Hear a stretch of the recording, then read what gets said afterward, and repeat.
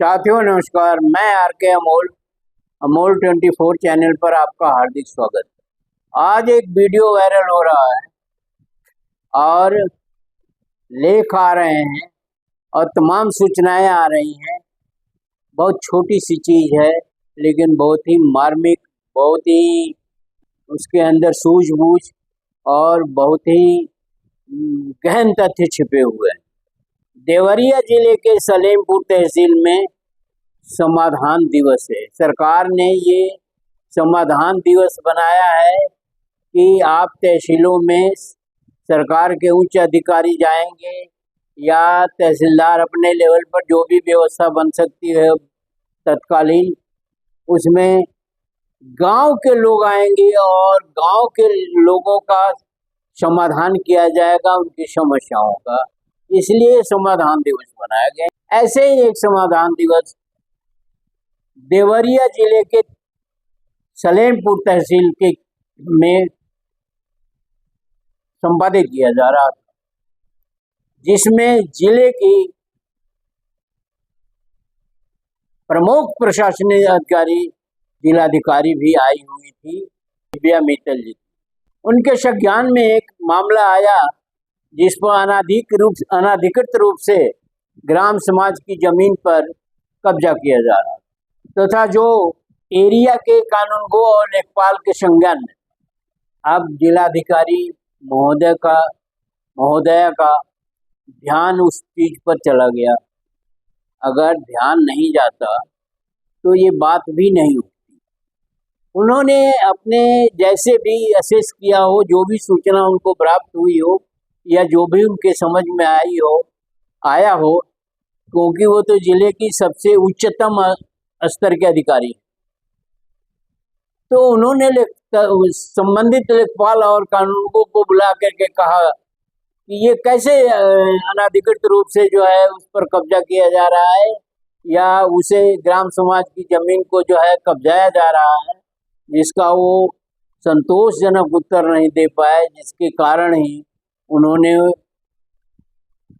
कानूनगो और लेखपाल को कड़ी फटकार लगाई और कहा कि इसको तत्काल रोका जाए और तत्काल इस पर ध्यान दिया जाए और इसकी पुनरावृत्ति नहीं होनी चाहिए, तथा ये जो मामला संज्ञान में मेरे आया है इस पर तत्काल जो है कार्रवाई करके उस चीज को ठीक किया जाए, अन्यथा मैं उच्च स्तर की कार्रवाई करूंगी। यदि पुनः इसमें लापरवाही हुई तो ये बात जो है निलंबन और जेल तक जा सकती।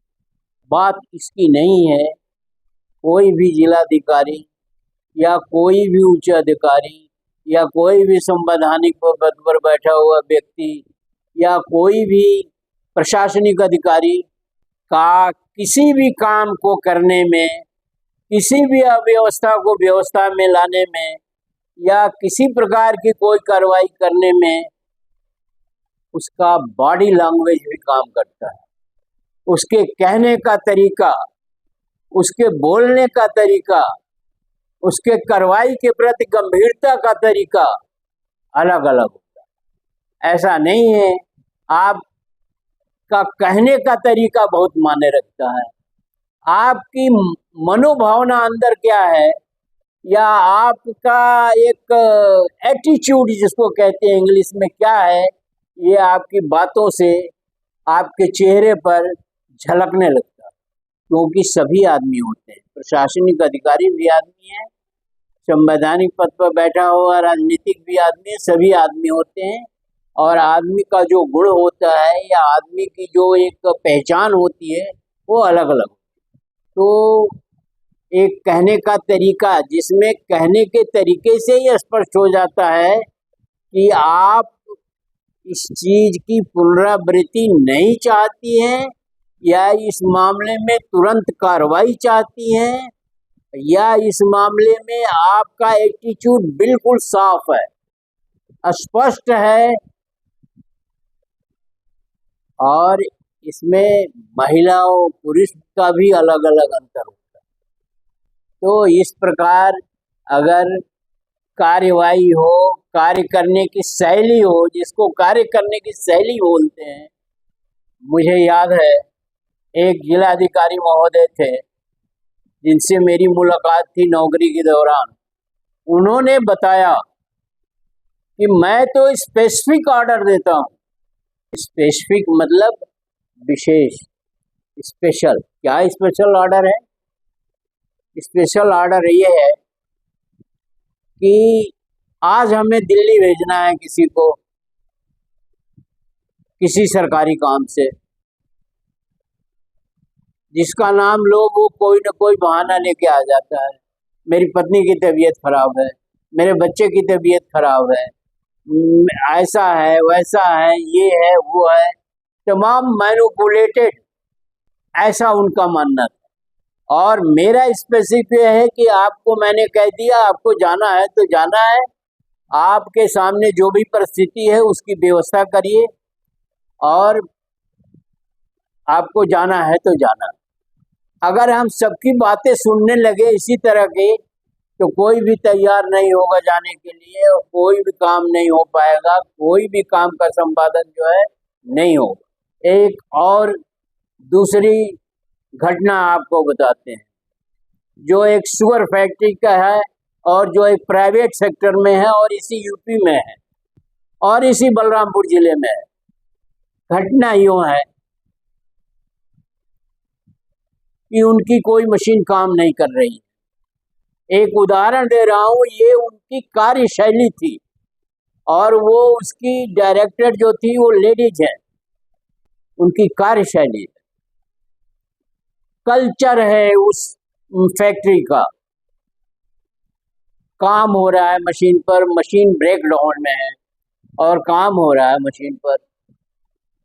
एक अहम कर्मचारी जिसको उसकी जानकारी थी वो काम कर रहा है, अन्य लोग भी उसके साथ हैं। उसके घर से खबर आती है मेन कर्मचारी के कि तुम्हारा लड़का जो है गिर गया है और उसे चोट लग गई है।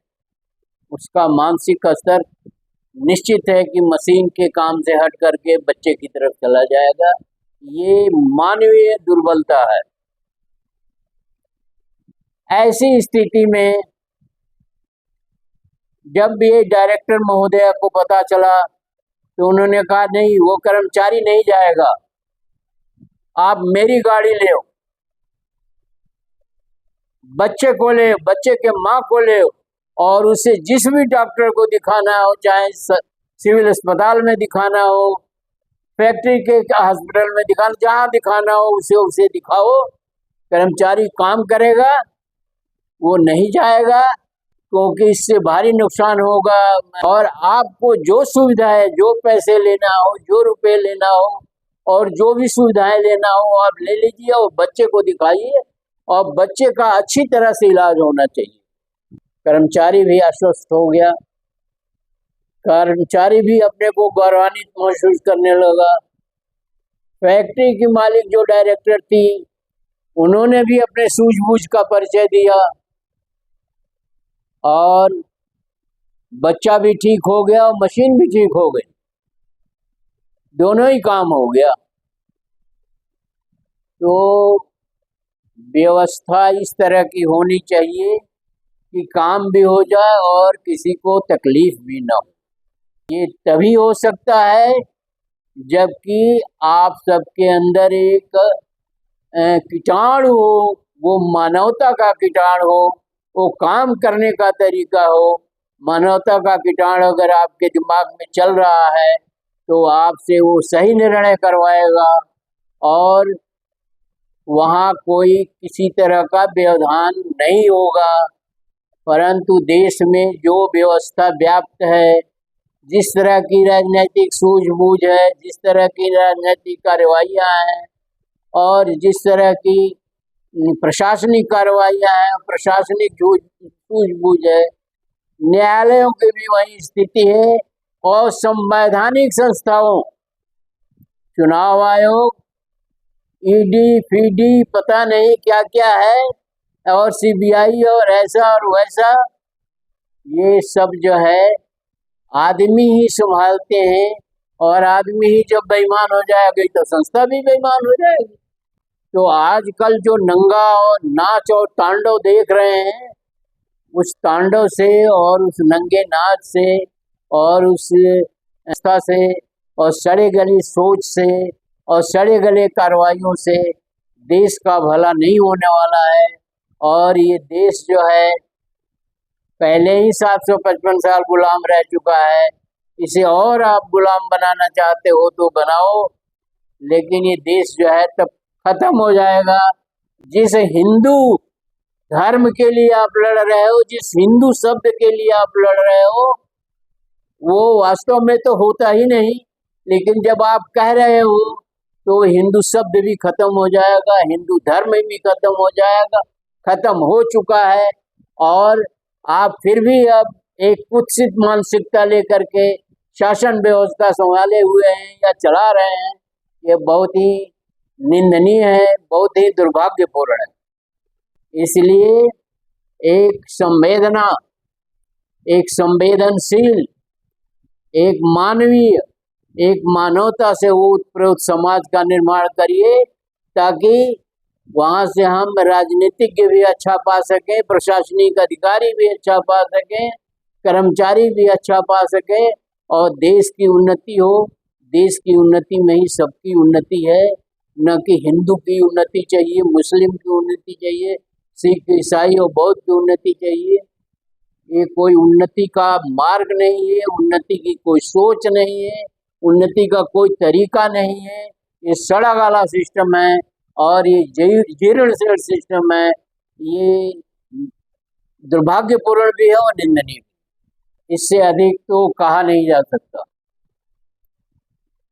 वीडियो को ध्यान से पढ़िए, कमेंट बॉक्स में हमें भी बताइए और अपने बुलडोजर का भी इस्तेमाल करना हो तो करिए और इन सरकारों को और इन प्रतिनिधियों को, इन प्रशासनिक अधिकारियों को फेंटते रहिए। मैं तो यहाँ तक कहता हूँ कि प्रशासनिक अधिकारियों का कार्य अवधि कम किया जाए। कार्य अवधि से मतलब है मेरा लेंथ ऑफ सर्विस कम किया जाए। वो इम्प्लॉयमेंट के लिए भी आवश्यक है और काम की गति को बनाए रखने के लिए भी आवश्यक। कोई प्रशासनिक कार्रवाई नहीं हो रही, किसी तरह का कोई सुधार नहीं हो रहा है सिवाय अनर्गल बातों के। वीडियो को शेयर और लाइक करना ना भूलिए और देश हित में काम करने की आदत डालिए। धन्यवाद। जय भीम, जय नेहरू, जय भारत, जय संविधान।